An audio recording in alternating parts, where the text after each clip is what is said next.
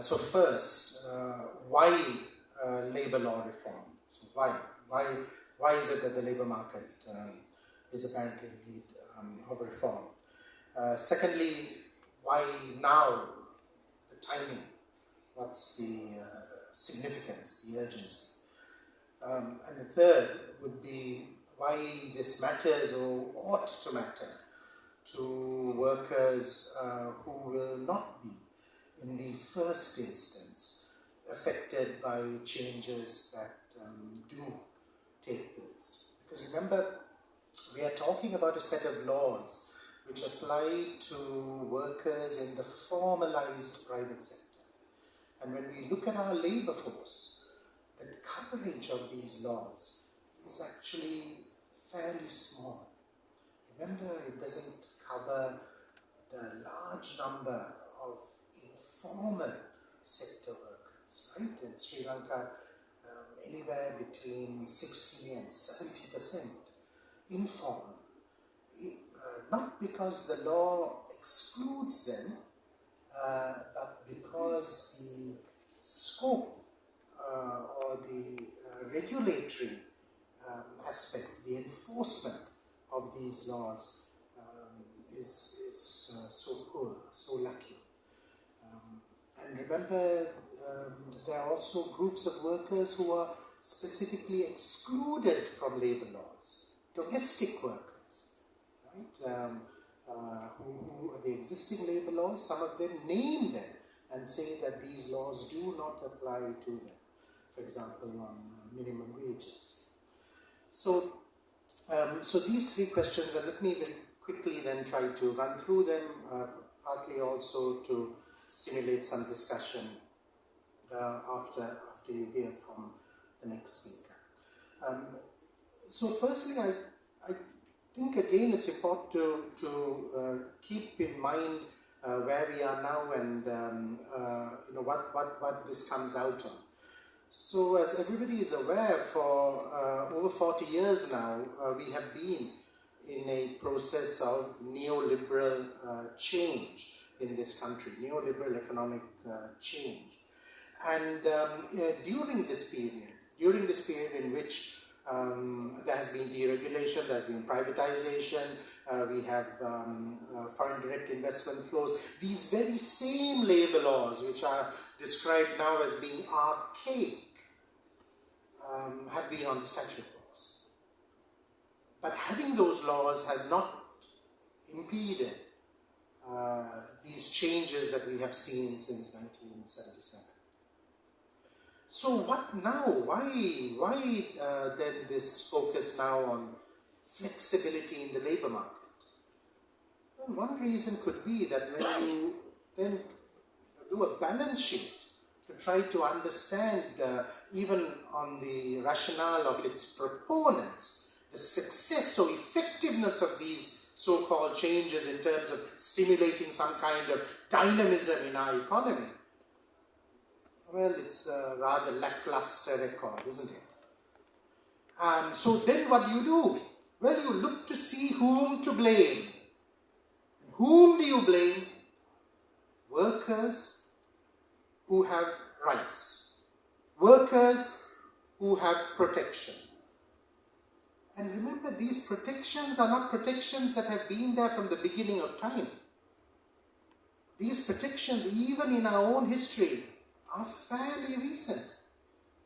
These are largely protections coming from the post-Second World War period, the post-colonial period, when this country gains its independence and seeks to deliver some justice to a section of its citizenry, through regulating its hours of work, through putting in safeguards in terms of job security, putting in place a social security system. So all the things that you'd expect a progressive state to do for its people, particularly a people coming out of a period of unfreedom. So blaming those who have been and who currently bear the brunt of the crisis for the failure of the economic model which of course is never faulted. And then secondly, now? Why? Why in this moment? Well, I think all of us in this room are very familiar with the adage, never let a serious crisis go to waste. Never let a serious crisis go to waste. There is nothing like a crisis to present opportunities for some. And the opportunity now is not, in fact, the opportunity that is promised in the discourse around these labour law reforms, that somehow we remove these rigidities, right? What are our rights become rigidities in the language of economists. That we remove this and somehow we are going to see millions and millions of dollars and euros and yen and whatever flowing into this country. Well, certainly we may see some flows into our stock market, and we will see outflows as quickly as the inflows. But in terms of investment in our productive economy, in the real economy, in creating jobs that are decent, it remains to be seen what, in fact, has been holding back such investment. So why now? Why now? Because this is clearly an opportunity, not in fact to somehow make Sri Lanka this wonderfully attractive destination that where investors have been holding back, simply waiting for some changes in our labour laws, which, as I explained, have not held back these investors previously, or capitalists in general. But in fact, it's an opportunity for employers to increase their control over workers and workers' organizations in the workplace. This is an opportunity, once again, for domestic capital, not just foreign, but domestic capital, to cheapen the cost of labor. Labor is always a cost. Labor is always a drain. And yet, without labor, without workers, nothing of value is produced. So we have to locate this particular moment, this particular movement now, as within a context in which there is an opportunity for employers to once again assert their power over workers and within the labour market. And let me close with this last question. And here I simply want to pick up on the issue of what's going to happen in the public sector. So these laws, as all of us know, are laws, the laws that are being targeted for reform are laws which are specific to workers in the private sector. But what we have also seen, remember, over many decades, is that erosions in the private sector, erosions in rights, new practices rapidly become absorbed by the public sector. For many decades now, remember, what happens in the private sector, including private sector management techniques and styles, are celebrated as being the standard, the bar, the benchmark for those of us outside of the private sector too. And that includes the so-called non-profit sector. So, already, of course, in the public sector, casualization, outsourcing of jobs has become institutionalized. In every government department, ministry one goes to, there will be a section of those people who are physically on the premises, who in fact are not apparently employed by the state, but rather by some third party. So, any changes that we will see will definitely have knock-on impacts even in what appears to be the highly regulated or protected public sector. Particularly as we all know, state-owned enterprises are earmarked for privatization. Particularly as we know, when one speaks about unrest, industrial action, it is not taking place in the private sector, but rather in the public sector. So the discourse will then become, yes, now our laws have changed, but these same investors aren't coming because, look, apparently the railways are on strike, or the postal department is on strike, or the telecom is on strike, or there is a demonstration happening on our road, and all of this is making them very, very nervous.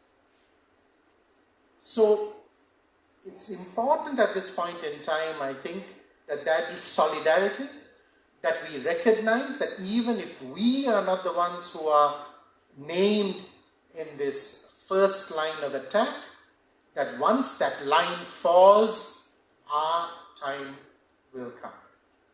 Thank you.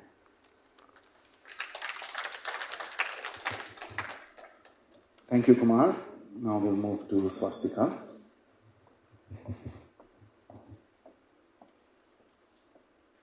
Can you see me? Yes, can you see?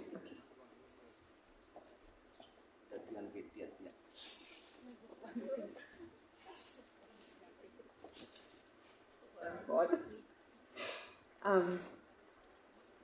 So I'm just going to speak about the technical aspects of the labor law which has been proposed by the employers. The government doesn't have a draft.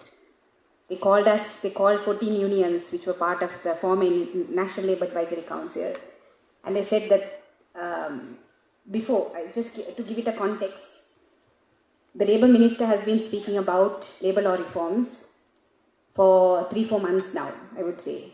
And he has been saying that our labour laws are archaic and it's not investor friendly, so we need to make our labour laws investor friendly.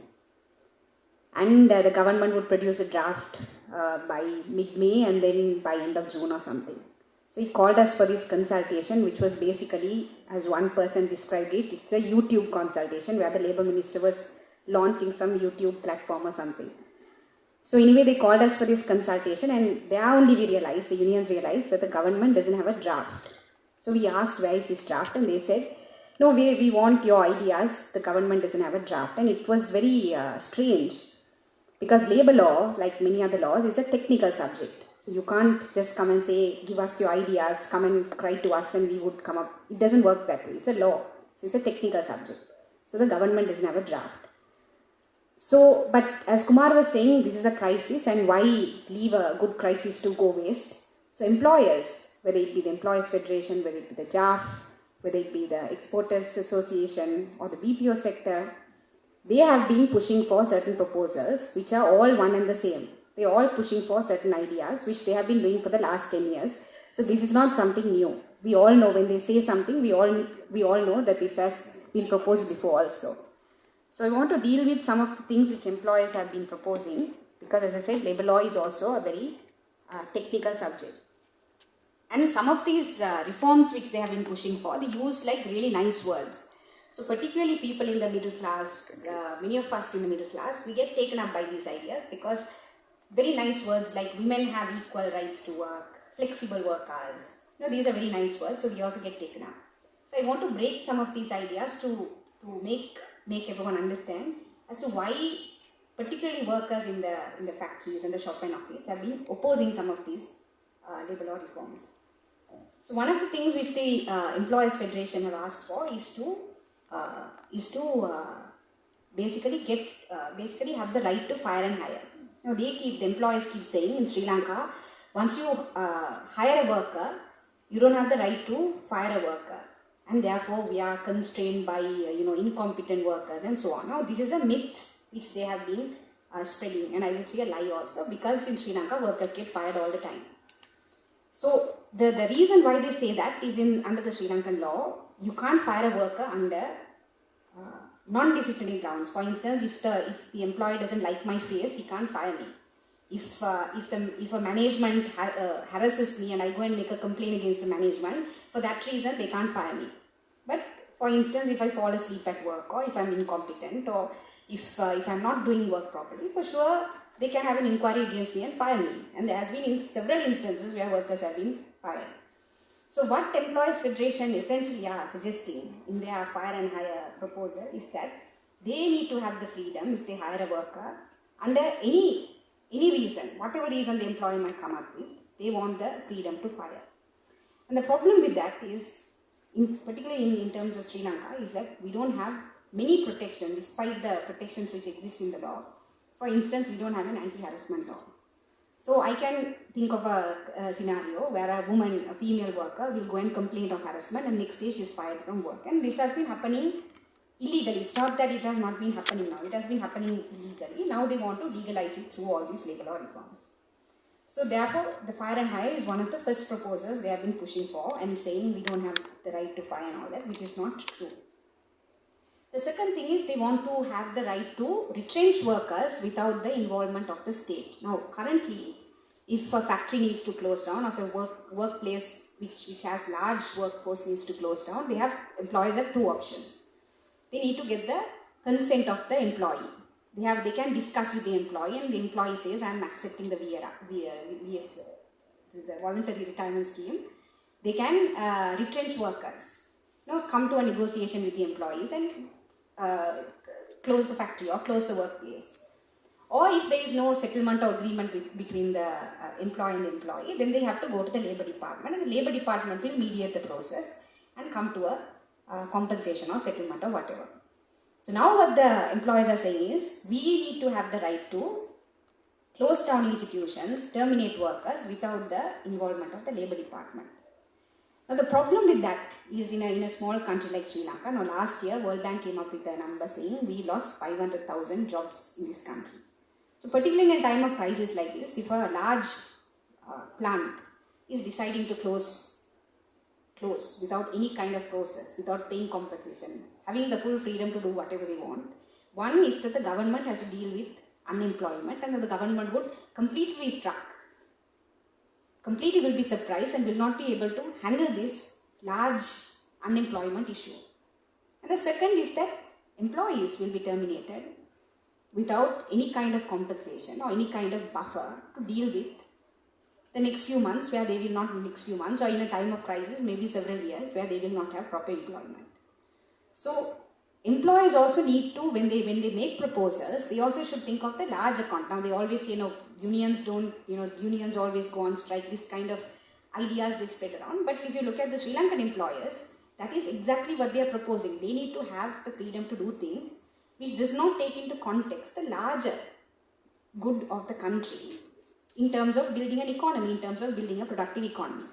So that's the second thing which they have been asking for. The third thing which has been most spoken about, particularly in I would say in the English-speaking circles, is this right of women to work. Now the idea is that women don't have equal rights to work in Sri Lanka, and that there are restrictions for night work on women, and women should have the equal rights as men to work and so on. So I'm also a feminist, I'm also all for equal rights. But what is strange is, because I'm also a unionist and I work with a lot of women workers, in 2017 also this restrictions on night work thing came about.